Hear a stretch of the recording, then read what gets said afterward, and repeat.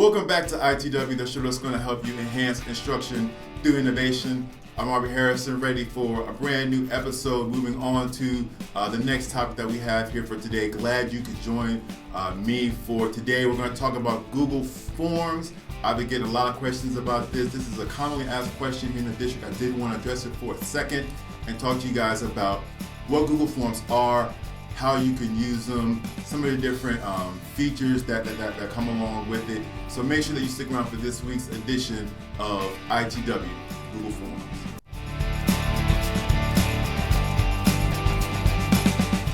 So Google Forms are a great way to collect information, collect data. It is right there on our Google apps. Just like you would create a brand new doc or a brand new sheet, you can go to Google Drive and create a brand new form. And like I was saying, you can get a lot of good information. You can gather some data, some numbers, some information from a lot of different resources using Google Forms. So it's a great tool to use. It's very simple to use.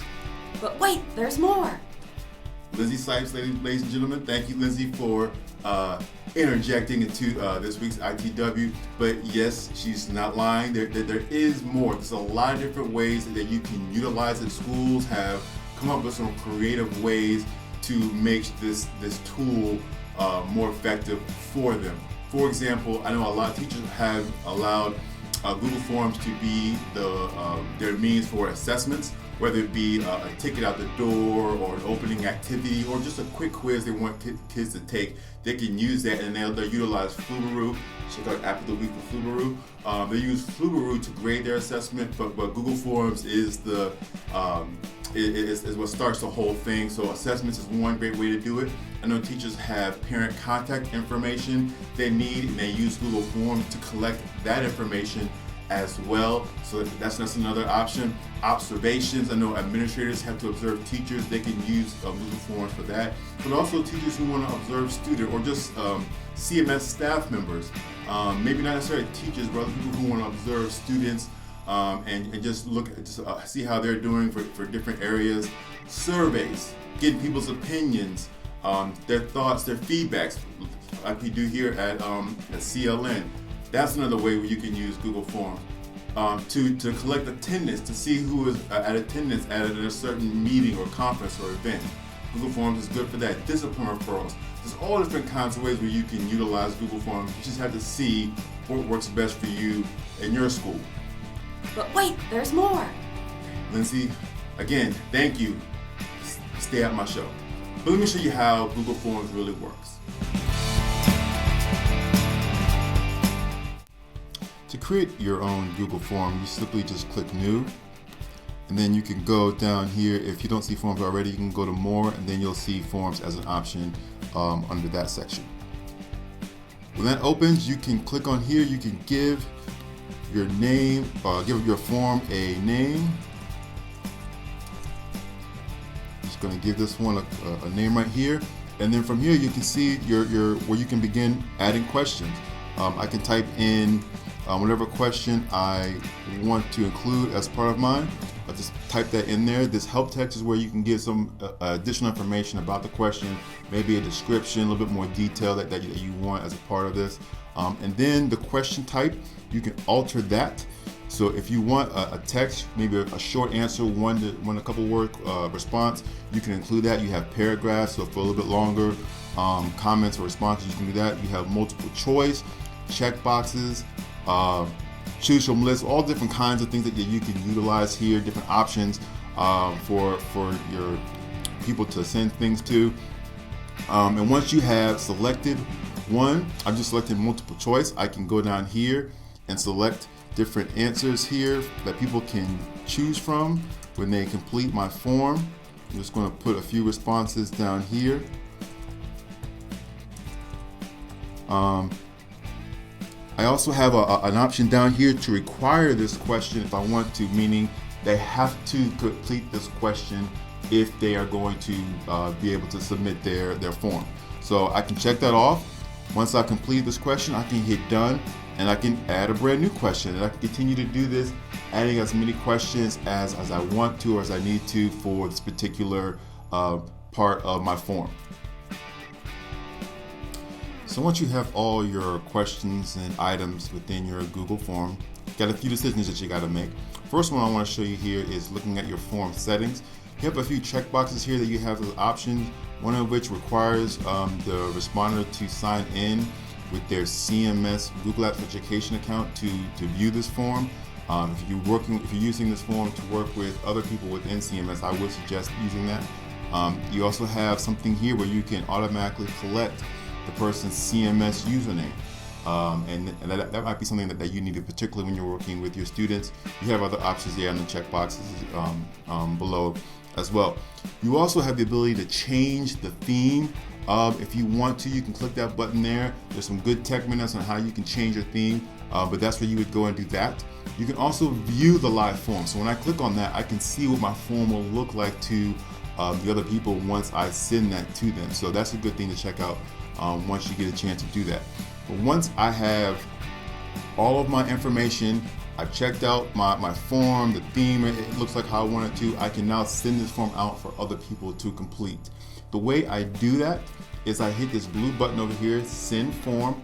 When I select that, it gives me a couple different options. I can share this form via a link, so I can copy and paste that link into an email and send that to other people so they can complete that. Or I can also embed this form into a website, maybe a Google site or a Weebly or whatever it is that you have. You can embed that form into your site and they can complete it directly from there. So that's a great thing. You also have the ability to send it via email as well. So those are a couple different things, different ways that you can utilize that. I'm also wanting to show you that when people complete the form, all your responses are going to go into a Google spreadsheet. Notice here's the name of the spreadsheet. It's the same name as the Google form. It just has responses at the end. So you'll be able to see all the responses that everybody has. So that's how the Google Forms work in general, how you can create it and how you can send the form to other people. But wait, there's more. Really? Lindsay? In the middle of my screencast, really? You can also alter the destination of your responses. Normally when you fill out a Google form, all the responses go to a spreadsheet. But now if you want to, you can send them to another spreadsheet that you've already created if you want to. So they don't have to go to the spreadsheet connected to your Google form. They can go to another one. You can change that destination. That's a really cool feature as well. You can also change the direction your audience goes to when they fill out your form. So you can set it so that when one person selects one thing, they go to one place, and if another person selects something else, they go to a completely different place in your form. So think about it like this. If I created a CLN form, if you chose ITW, that would go to the ITW section. And if you chose App of the Week, that person would go to the App of the Week section. Or if you chose Tech Minute, that would go to the Tech Minute section. So I have 3 different people filling out the same form, but based off what they chose, they all went into separate directions. A really neat feature that you can use in Google Forms. You can also add images or videos as a part of the form. So if you want to include a video at the top of your question to kind of give people a reference, you can include that in there as well. So those are all just some unique features that you have in Google Forms. But wait, there's more. Go away, please. Yes, fine. There is more. So one of the things that is new on Google Forms are add-ons. They have made add-ons available in Google Forms that you can start to use to add some more functionality to your Google Form. Form Ranger is a really cool one that will pull data choices from a spreadsheet into your Google Forms. So if you have a list of things that are already in a spreadsheet and you want to put them in a Google Form, you don't have to type them in one by one. Form Ranger will allow you to pull them directly from the spreadsheet. It's great to use, especially if you have some data ranges that you use on a regular basis for different Google Forms. Form Publisher is another one that's really cool because that will pull data, the things that people fill out in your Google Form.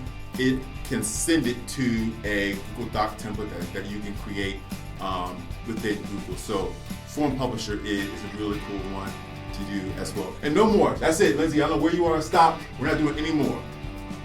Done.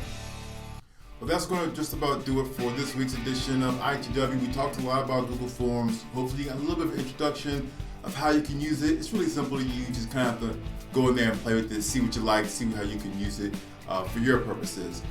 We have a Google form as well where you can contact us, send us your thoughts and feedback.